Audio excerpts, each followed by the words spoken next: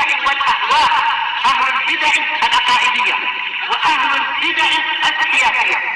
نقول بيننا وبينكم السلف، بيننا وبينكم الكتب، كان فيقول البدع بيننا وبينكم. Hadis apa ini? Al-haditsus salis wal arba'un ba'da arba'imi'ah 443. Wa an Aisyah radhiyallahu anha qalat sami'tu Rasulullah sallallahu alaihi wasallam yaqul, dari Aisyah radhiyallahu anha yang mengatakan, saya mendengar Rasulullah sallallahu alaihi wasallam bersabda, yuhsyarun nasu yaumal qiyamati hufatan uratan ghurla. Nanti pada hari kiamat manusia semuanya akan dikumpulkan dalam keadaan hufah. Hufah yaitu apa? Jamak dari hafi, yaitu tidak memakai alas kaki. Urah yaitu jamak dari uri, yaitu apa? Jamak dari ari, yaitu tidak memakai pakaian. Wa ghurlan yaitu apa? Ghairu muhtatan, tidak memakai tidak dikhitan. Tidak dikhotan. Istilah orang di sini khotan. Qultu ya Rasulullah an-nisa'u wa rijalu jami'an yanzuru ba'dhum ila ba'd. Saya mengatakan, wahai Rasulullah, berarti waktu itu lelaki dan perempuan semuanya saling melihat satu sama lain. Qal ya Aisyah tu al-amru asyaddu min an yuhimmahum dzalik. Wahai Aisyah, urusannya lebih berat daripada mementingkan mereka mementingkan masalah tadi. Ahamma yuhimmu, yaitu mementingkan. Tayyib, wa fi riwayah, dalam riwayat yang lain. Tayyib, untuk lafaz yang pertama ini lafaz Bukhari. Adapun yang berikutnya ini adalah lafaz Muslim, kata Syekhuna Abu Amr. Intinya adalah semuanya adalah muttafaqun alaih. Al-amru ahammu min an yanzura ba'dhum ila ba'd.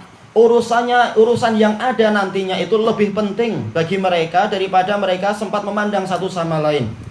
Tayyib, muttafaqun alaih. Ghurlan bi dhammil ghain al-mu'jamah. Ya, ada titik di atas ghain. Ai ghaira mahtunin, tidak dikhitan. Adapun kalau Ibnu Hajar mengatakan apa? Dari apa? Dari aghrol, yaitu ghairu mukhtatan. Maknanya sama. Tidak dikhitan, tidak dikhotan. Tayyib, hadis ini ada kemiripan dengan hadis yang pernah kita lewati kalau tidak salah. Siapa yang mendapatkan itu ya? Hadis Ibni Abbas sepertinya sudah pernah kita lewati. Tentang apa? Rasulullah SAW menyebutkan lafaz-lafaz tadi, kemudian membacakan firman Allah Ta'ala, kama bada'akum ta'udun, sebagaimana Allah memulai seperti itulah nanti kalian akan kembali. Lafadznya hampir sama, sekitar itu. Maka apa? Tafsir secara lengkapnya, syarah secara lengkapnya sudah kita lewati. Tetapi apa? Ada beberapa tambahan yang akan disebutkan di sini sebagai pelengkap, yaitu tentang apa? Isbatu yaumil qiyamah, ditetapkannya hari kiamat. Jadi kemanapun kita lari, apapun yang kita usahakan, kita akan menghadap kepada Allah. Maka sungguh beruntung orang yang menghadap dengan bekal-bekal yang bagus, selamat dari bekal-bekal yang buruk. Dan sungguh rugi orang yang lalai dengan apa? Dengan perjudiannya, atau dengan minum khamrnya, atau lalai dengan diskotiknya, tahu-tahu menghadap Allah, tahu-tahu dipanggil secara paksa oleh malakul maut, naudzubillah. Sementara nanti di hari kiamat, ternyata dia datang dalam keadaan tidak pakai alas kaki. Mana dulu kasut-kasut yang bagus, yang hebat, kasut yang sangat kuat dan sangat mahal itu dan seterusnya. Boleh jadi kasutnya itu nilainya adalah 1 biji rumah, boleh jadi, karena saking kayanya. Ternyata semuanya ditinggalkan oleh dia. Sebagaimana Allah memulai penciptaan, yaitu kita diciptakan dalam keadaan fakir. Nanti di hari kiamat kita datang juga dalam keadaan fakir, tidak ada alas kaki. Padahal apa? Bumi waktu itu sangat panas, matahari hanya jaraknya 1 mil saja. Urah dan tidak pakai pakaian. Mana dulu pakaian sutra yang ada dan seterusnya. Nanti di hari kiamat semuanya adalah dalam keadaan tidak pakai pakaian, kecuali Allah Ta'ala memberikan rahmat kepada orang-orang tertentu, sebagaimana dalam hadis Ummi Salamah radhiyallahu anha, yang setelah Rasulullah menyebutkan semuanya telanjang, maka Rasulullah menyebutkan wa awwalu man yuksa Ibrahim, dan yang pertama kali dikasih pakaian adalah Ibrahim. Dan ada riwayat lain yang boleh dihasankan dari Abiya'la dan lain-lain. Ibrahim mendapatkan apa? Pasangan pakaian yang indah dari surga. Kemudian aku mendapatkan pakaian berwarna hijau, yang mana pakaian ini tidak mungkin boleh dipikul oleh dunia seisinya. Pakaian yang sangat berat, pakaian kebesaran, pakaian raja-raja dunia saja itu sangat berat. Karena apa? Karena kemewahan dia dan perhiasannya. Ternyata pakaian Nabi SAW nanti di padang mahsyar itu dunia pun tidak mampu untuk memikulnya. tapi Rasulullah mampu memikulnya. Ini pakaian kebesaran. Baik. Dan juga apa kata Ibnu Hajar, semuanya telanjang kecuali orang-orang yang memiliki salah satu dari dua kemungkinan. Kemungkinan yang pertama adalah yaitu dia beramal dengan amalan-amalan yang menyebabkan dia dikasih pakaian. Kenapa? Karena al-jaza' min jinsil amal. Balasan memang sesuai dengan amalan. Kalau di dunia dia punya rasa malu, maka di akhirat rasa malunya itu akan menjadi pakaian untuk dia. Adapun orang-orang yang di dunia tidak punya rasa malu, suka telanjang, suka ini, suka yang semacam itu, maka di akhirat dia mendapatkan balasan yang setimpal. Kata Ibnu Hajar menukilkan dari ulama-ulama qudama. Di dunia tidak punya rasa malu, maka di akhirat betul-betul tidak dikasih pakaian. Padahal apa? Di akhirat itu dia sangat perlu yang namanya pakaian. Ternyata dia telanjang entah berapa ribu tahun berdiri di situ terus kepanasan tanpa ada pakaian dan seterusnya. Itu kemungkinan yang pertama. Kemungkinan yang kedua adalah betul-betul dia mendapatkan rahmat Allah, dikasihani dan dikasih pakaian. Boleh jadi amalan, memang amalan kita tidak seberapa, tapi Allah Ta'ala merahmati kita, tahu isi hati kita. Kita benar pengen baik, tapi tidak mampu ini, tidak mampu itu, cacat ini, kurang itu. Maka Allah melengkapi kebaikan kita dengan apa? Rahmatnya, sehingga kita mendapatkan pakaian. Maka apa? Harus banyak mencari sebab-sebab datangnya rahmat Allah untuk kita. Nah, ini orang-orang yang nanti akan disegerakan mendapatkan pakaian sesuai dengan kadar amalan. Baik. Demikian pula termasuk dari sebab datangnya pakaian untuk di hari kiamat adalah apa? Yaitu kuatnya iman. Sebagaimana dalam hadis muttafaqun alaih tentang kisah mimpinya Rasulullah SAW. Yaitu apa? Semakin bagus keimanan seseorang, maka keimanan itu akan jadi pakaian dia di hari kiamat. Kalau orang itu kafir, maka dia akan telanjang terus-menerus sesuai dengan kekafiran dia. Kalau keimanannya sedikit, keimanannya lemah, maka pakaiannya pun menjadi apa? Kecil, menjadi sedikit, menjadi kurang, pendek, dan seterusnya. Baik. Dan terkait dengan hadis ini adalah hadis yang diriwayatkan oleh Imam Al-Bukhari dari Ummi Salamah juga, yang mana pada suatu malam Rasulullah SAW terjaga. Dengan terkejutnya beliau mengatakan, Subhanallah, ma unzilal lailata minal khazain wa ma unzilal lailata minal fitnah. Subhanallah, apa yang telah diturunkan malam ini dari apa? Fitnah-fitnah, yaitu banyak sekali fitnah akan turun. Dan apa yang diturunkan malam ini berupa perbendaharaan. Wa rubba kasiyat wa man yuqidhu sawahibal hujr. Dan siapakah yang mau untuk membangunkan wanita-wanita yang di kamar-kamar, di bilik-bilik itu untuk qiyamul lail.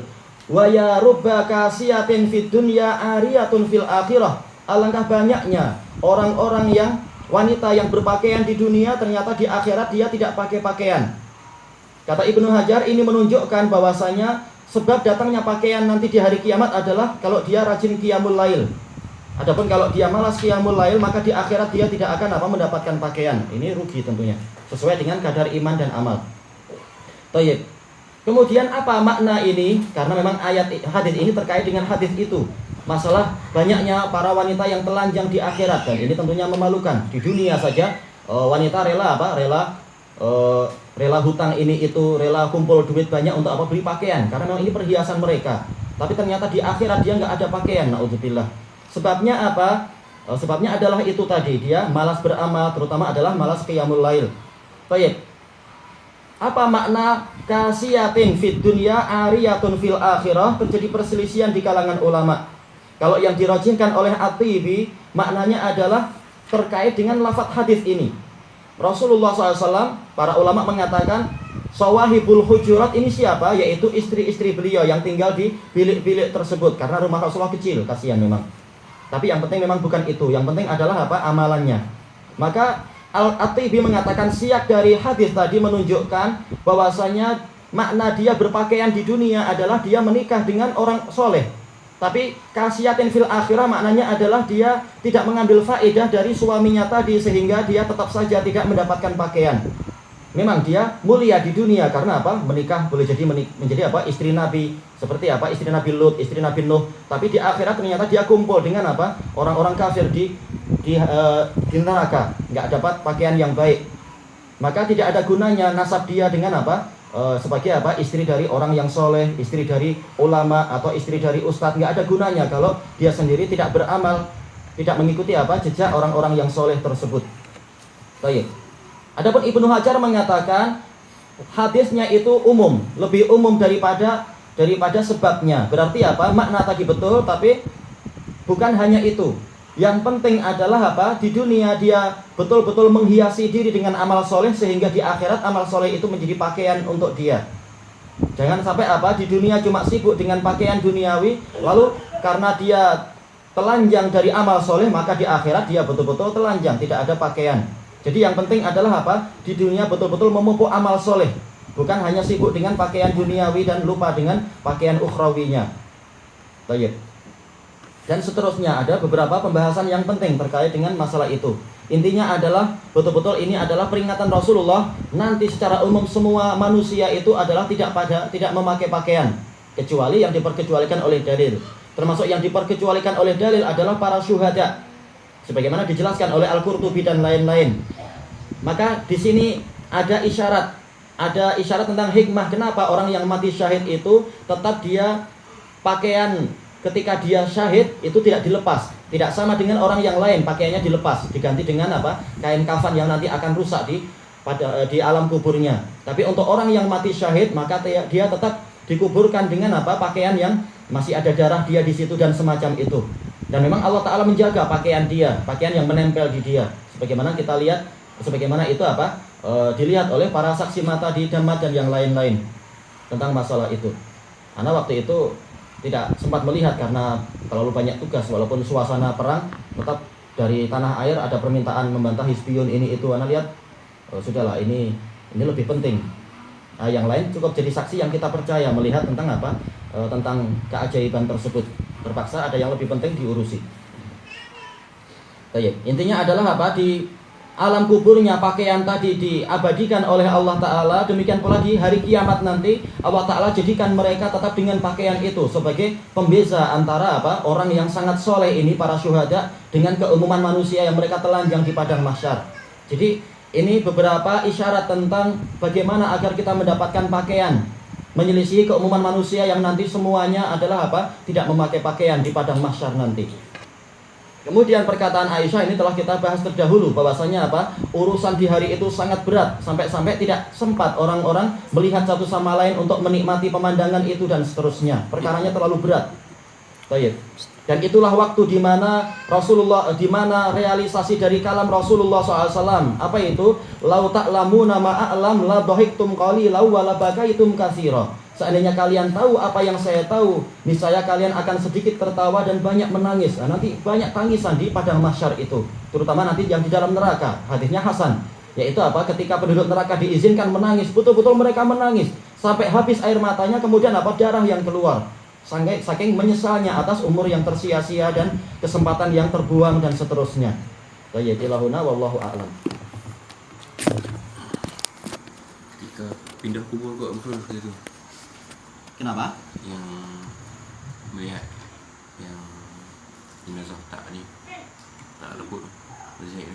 Iya, ketika pemindahan jenazah setelah apa? 18 bulan itu, 1,5 tahun.